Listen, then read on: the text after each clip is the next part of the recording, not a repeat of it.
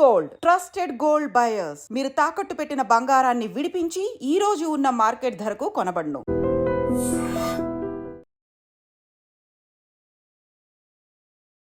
నమస్కారం, welcome to I dream. ధర్మ మార్గం విత్ విజిత కార్యక్రమానికి స్వాగతం.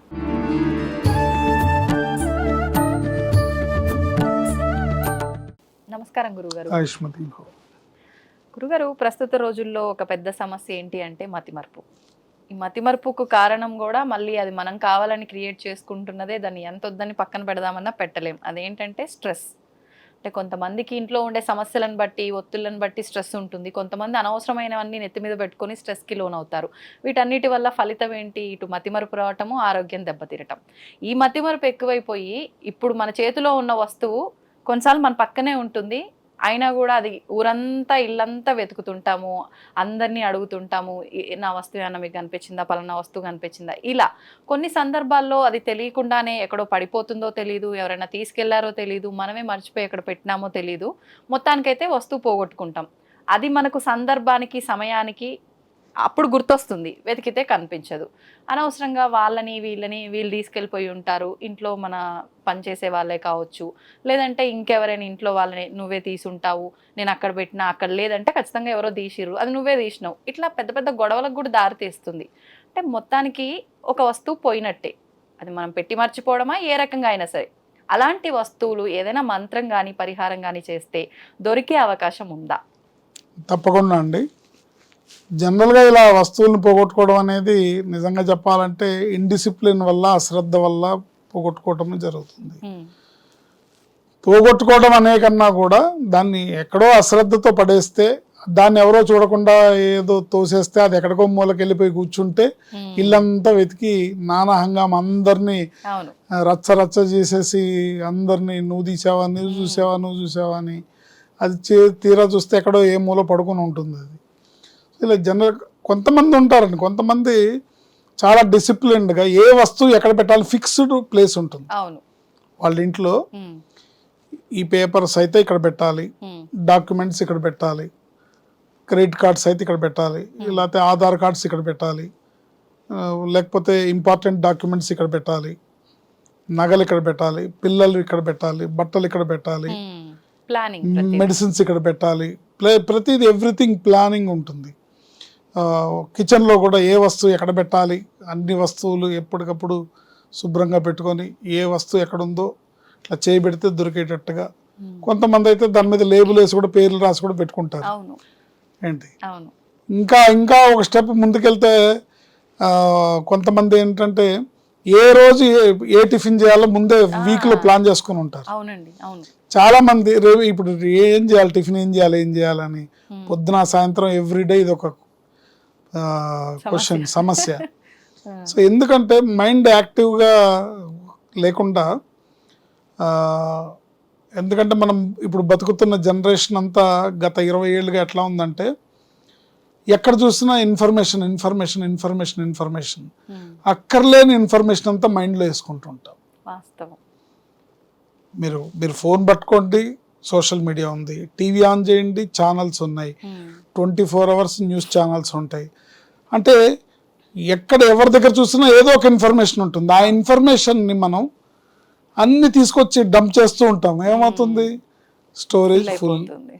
ఇది ఫుల్ అయిపోవడం వల్ల ఇంపార్టెంట్ విషయాలన్నీ పక్కన పడేసి ఈ గార్బేజ్ అంతా మైండ్లో ఉంటుంది. దీనివల్ల చేయాల్సిన పనులు మర్చిపోయి, చేయాల్సిన పనులు గుర్తులేక, ఒక వస్తువుని మనమే ఎక్కడో పెట్టి దాన్ని ఇతరులందరినీ, ఇంట్లో వాళ్ళందరినీ నిందించి నువ్వే తీసుంటావు, నువ్వే చూసుంటావు అని కొన్ని సందర్భాలు ఇంట్లో పని వాళ్ళని అనుమానించి, లేదా ఇంటికి ఎవరైనా బంధువులు వస్తే వాళ్ళని అనుమానించి వాళ్ళు తీసుకున్నారా వీళ్ళు తీసుకున్నారా అని ఇలా రకరకాలుగా తెలియని అపవాదులు తెలియకుండానే మనం ఎదుటి వాళ్ళ మీద రుద్దుతుంటాం.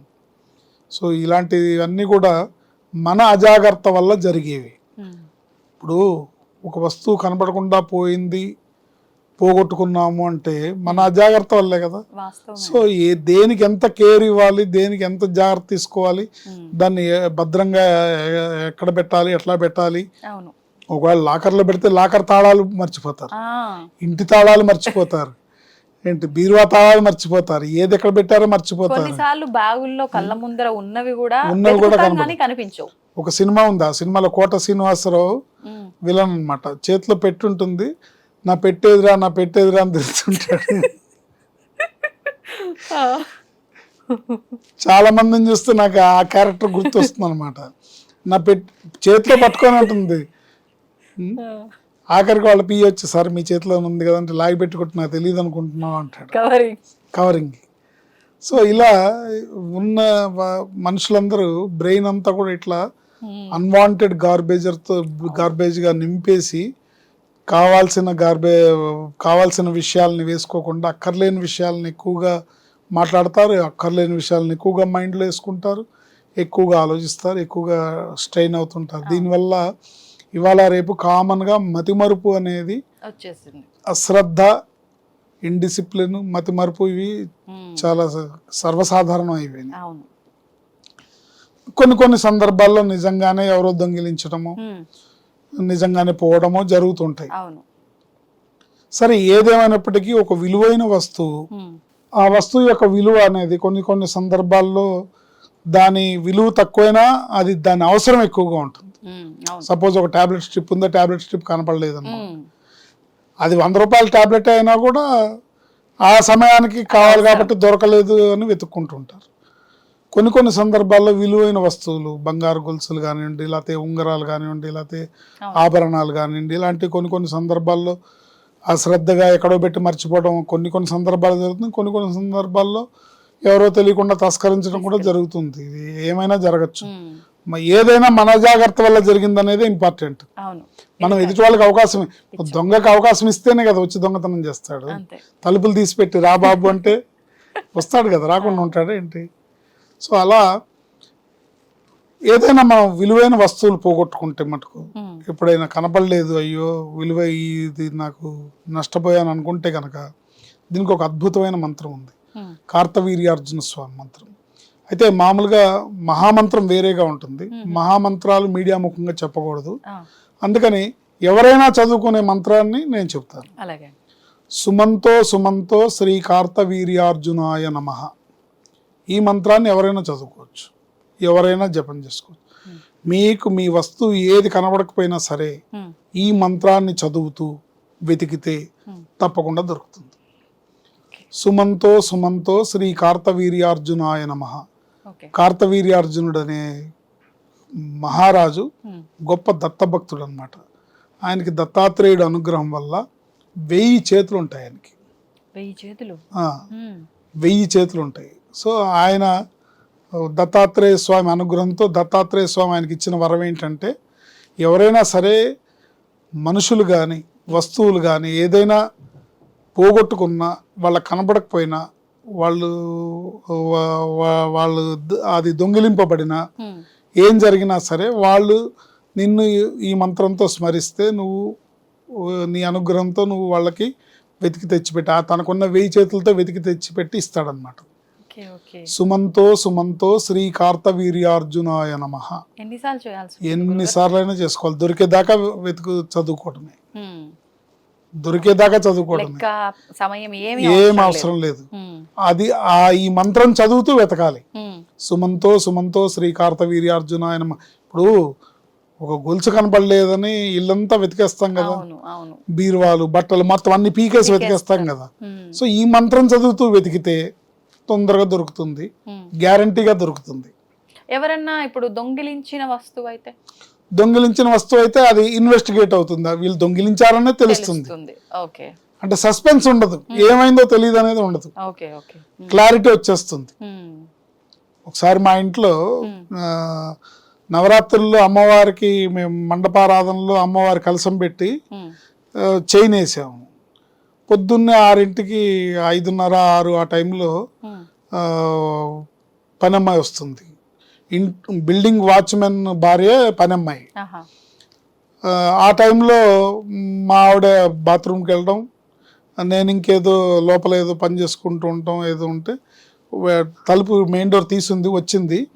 సో అక్కడ ఎవరు కనపడలేదు ఇంట్లో, ఆ చైన్ లేపేసింది. సో మేము సరే అంటే అమ్మవారు నవరాత్రుల్లో ఎట్లా ఉంటుందంటే అమ్మవారి అనుగ్రహం ఎలా ఉంటే అలా జరుగుతుంది. ఇది జరిగిందంటే అమ్మవారు మనలో ఏమైనా దోషం ఉందేమో, పోయింది, అది ఎవరో తీశారు. ఎందుకంటే కలశానికి ఉన్నది మనం ఎక్కడో పెట్టి మర్చిపోవటమో పోగొట్టుకోవడం ఖచ్చితంగా అది ఎవరో తీశారు. ఇంక ఎవరు తీసుంటారు? మన ఇంట్లో ఉన్నవాళ్ళు. మన ఇంట్లో ఉన్నవాళ్ళు అంత అవసరం ఎవరికి ఉంటుంది? సో దొంగిలింపబడింది. మాకు ఖచ్చితంగా తెలుసు ఈ అమ్మాయి తీసిందని తెలుసు. సో దానికోసం ఆడపిల్లని మనం నవరాత్రుల్లో ఆమెను నిలదీసి ఆమెను నిందించేది ఏముంటుంది? అడగలేదా? లేదు, అడిగా అంటే నువ్వేమన్నా చూసావా అని అడిగా, తీసావా అని అడగలేదు. ఇట్లా అమ్మవారి కలశానికి చైన్ ఉండాలి, నువ్వేమన్నా చూసావా అని అడిగితే, నువ్వు చూసావా అంటే చూశాను, నిన్న చూశాను, మరి వాళ్ళకి కనపడలేదు ఉంది. సో సరే అమ్మవారు అంటే నవరాత్రుల్లో మటు కొంచెం సెంటిమెంట్ ఉంటుంది. ముఖ్యంగా మనం ఆడవాళ్ళని ఎవరిని ఒక మాట అనకూడదు అనే దీంట్లో ఉంటుంది. కానీ కొన్నాళ్ళ తర్వాత మేము ఆ ప్లేస్ ఖాళీ చేసి మేము వేరే సొంత ఇల్లు కొనుక్కొని వేరే ఇంకో చోటుకి వెళ్ళినాక ఎప్పుడో ఒకసారి రోడ్డు మీద మా ఆవిడకి కనపడి ఆ అమ్మాయి డైరెక్ట్గా కాళ్ళ మీద పడి, నేను మీ ఇంట్లో ఈ తప్పు చేశాను, దానివల్ల నేను ఇది అనుభవించాను, నన్ను క్షమించండి అని చెప్పింది.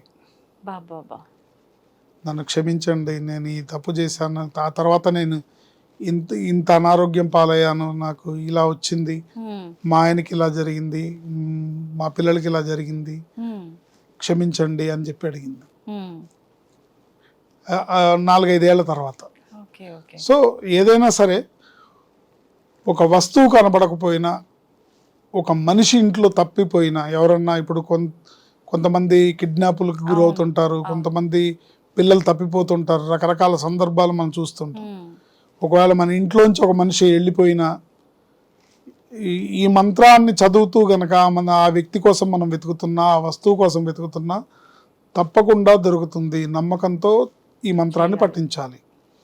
కార్తవీర్యార్జునుడికి నమస్కరించి, స్వామి నువ్వే తెచ్చివ్వాలి, నీకున్న 1000 చేతులతో నువ్వే వెతికి తీసుకొచ్చి ఇవ్వాలి అని మనస్ఫూర్తిగా గట్టిగా దండం పెట్టుకొని, దత్తాత్రేయుడికి దండం పెట్టుకొని, స్వామి నీ శిష్యుడికి చెప్పు అని చెప్పి దండం పెట్టుకొని ఈ మంత్రం చదువుతూ వెతికితే ఏ వస్తువు ఎక్కడ పోయినా దొరుకుతుంది, ఏ మనిషి ఎక్కడికి వెళ్ళినా తిరిగి వస్తాడు. సుమంతో సుమంతో శ్రీ కార్తవీర్యార్జునాయ నమః, సుమంతో సుమంతో శ్రీ కార్తవీర్యార్జునాయ నమః. ఇది మంత్రం. గురుగారు మీరు చెప్పిన దాన్ని బట్టి నాకు ఇది క్లియర్గా అర్థమైంది. కాకపోతే ఒక డౌట్, ఇప్పుడు కోర్టులో అట్లా భూములు ఆస్తులకు సంబంధించి కూడా మీకా మాకా అన్నట్టుగా అది కొన్ని ఏండ్ల పాటు జరుగుతూ ఉంటుంది. అటువంటి సందర్భాల్లో అది మనదే కానీ మనకు వచ్చే అవకాశం లేదు అన్నప్పుడు కూడా ఈ మంత్రం చేసుకుంటే అది మనకు వచ్చే అంటే ఇది ఏంటంటే పోగొట్టుకున్నవి మాత్రమే. పోగొట్టుకుంటే ఓకే, అది జరిగింది ఆ సందర్భం ఏంటనేది వాళ్ళ పరిస్థితిని బట్టి దానికి మనం మళ్ళీ తరుణోపాయం చెప్పచ్చు. ఓకే, ఇప్పుడు అది తెలిసే కదా, తెలియకుండా కాదు కదా. అవును అవును. సో దాయాదుల మధ్యలో మనస్పర్ధలతోనో లేకపోతే ఎవరి స్వార్థంతోనో ప్రాపర్టీస్ ఇదంతా నాదే నాదే నాదే అనుకుంటారు. మనుషులు ఆశ అనేది ఎలా ఉంటుందంటే, కొంతమంది ఉంటారు ఈ కనిపించే ఇదంతా మాదేనండి అంటారు, ఇదంతా నాదే అంటారు. అప్పుడు భూమాత నవ్వుకుంటుంది, సార్ నువ్వు ఎన్నో ఓనరురా అని. భూమాత వికటాట్టహాసం చేస్తుంది, ఎన్నో ఓనరురా నువ్వు అని. అంతే కదా మరి కదా. సో ఇంతకుముందు ఎంతమంది ఓనర్లు మారారు, ఇప్పుడు నువ్వు మారావు. నువ్వు శాశ్వతమా? కాదు. ఏంటి నీకు శాశ్వతమైంది 6 అడుగులు గొయ్యే కదా. సో అలా వాళ్ళ సందర్భాన్ని బట్టి ఆ ఆస్తులు తగాదాలు, దానికి కారణం, దానికి రీజన్ ఏంటనే దాన్ని బట్టి దానికి పరిహారాన్ని మనం చేసుకోవడం ద్వారా మనం దాంట్లో విజయాన్ని సాధించవచ్చు. ఓకే, మంచి పరిహారాన్ని తెలియజేశారు గురుగారు, ధన్యవాదాలు. ఆయుష్మతి భవ. తవ్వండి, తవ్వుతూనే శివలింగం. సరే దాన్ని అట్లా కప్పేసేయండి, చూపించదండి. Krishna is there. మూర్తి పూజ కాదు, సాక్షాత్ బ్రజేంద్ర నందన భగవాన్ ఉన్నారు మూర్తిలో. ఏమీ ఆశించకుండా ఆరాధించే వాళ్ళు కూడా ఉన్నారా ప్రభుజీ? నిజమైన భక్తి అంటే మనకు తెలియదు కాబట్టి